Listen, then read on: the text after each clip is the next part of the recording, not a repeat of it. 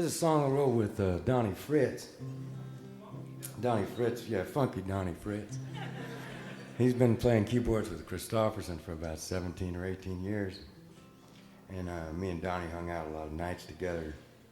Last thing we'd always say to each other was we ought to get together and write a song someday, which is something you say with a lot of people, but a lot of times you don't get around to it. They also call Donnie the leaning man from Alabama because when he stands around real still, he assumes like a 45-degree angle. Because when he cocks his head back, when he assumes that position, he doesn't talk a whole lot. He just looks at you. So if you're a real talkative person and he assumes that position, you start feeling stupid after a while. That's one of his many charms. He's a good guy. Anyhow, me and Donnie moved to Nashville around the same time, about 8 years ago, and Donnie just done 3 or 4 pretty big pictures with Chris, and he got some good-sized paychecks for doing these movies. All he had to do was stand in the background like that. And right away after he got these paychecks, he went on tour over in Europe. So his wife took the paychecks and decided to build their dream house. She built this big house up on a hill in Nashville and had a big circular driveway to it and 2 big double doors with doorknobs as big as hubcaps. And when you'd go into the front door, there'd be a foyer there. And Donnie'd never even heard of a foyer. Now he owned one, you know.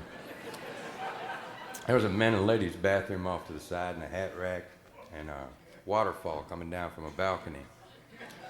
Donnie put a couple of frogs in the waterfall just so he'd feel better about that part of the house. As he'd take you through the house and show it to you for the first time, every time he'd go into a new room, he'd go, "I'm sorry."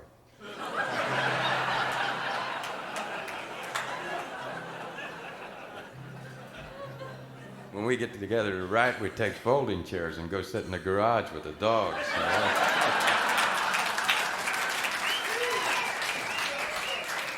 So needless to say, this house was a source of embarrassment to Donnie. So after he hung on to it for a couple of years, and then he put it up for sale, and nobody was buying houses that year. And I was going through a divorce, and nobody was buying those either. So we figured the time had come for us to write our country song together.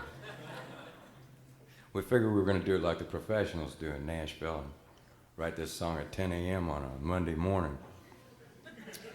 So I said, well, that'll be fine. That's what we'll do. And I had to go to New Orleans the weekend before that Monday and do a show. And I told Fritz I'd come back from New Orleans with some sort of idea for this new song we were going to write. So on the flight home from New Orleans, I was reading the National Enquirer on a plane, which I kind of like to read when I'm flying because it makes me feel a little closer to God.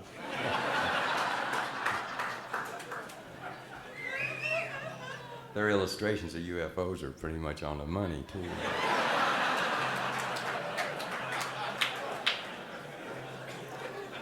This issue didn't have much gossip in it or any illustrations of UFOs, but it had a lot of strange and unusual diseases of the world. Some of these diseases were so strange that nobody really caught them yet.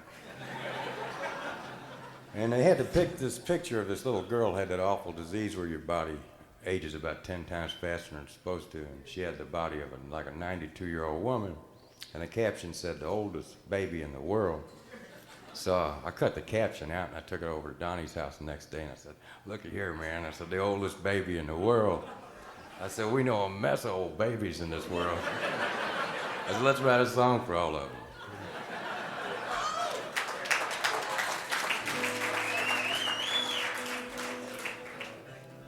The song's only about half as short as the story.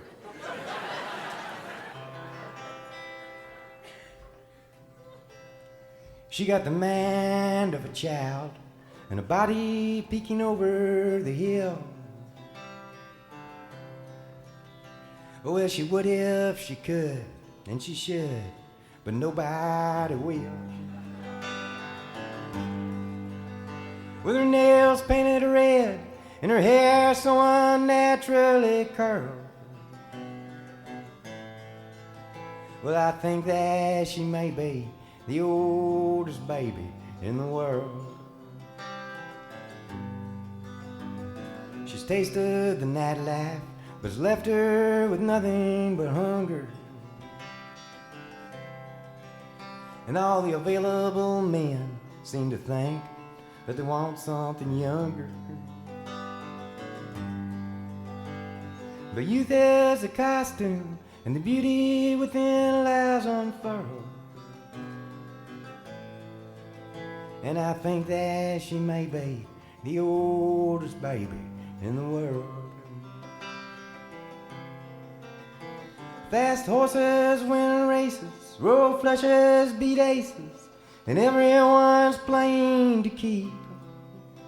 So let's turn out the lights and rock that old baby to sleep. She loves the sound of the rain, but you know she's still afraid of the thunder.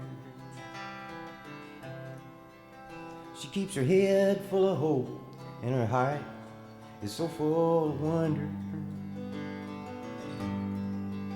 She may look like a woman, but she's still some daddy's little girl.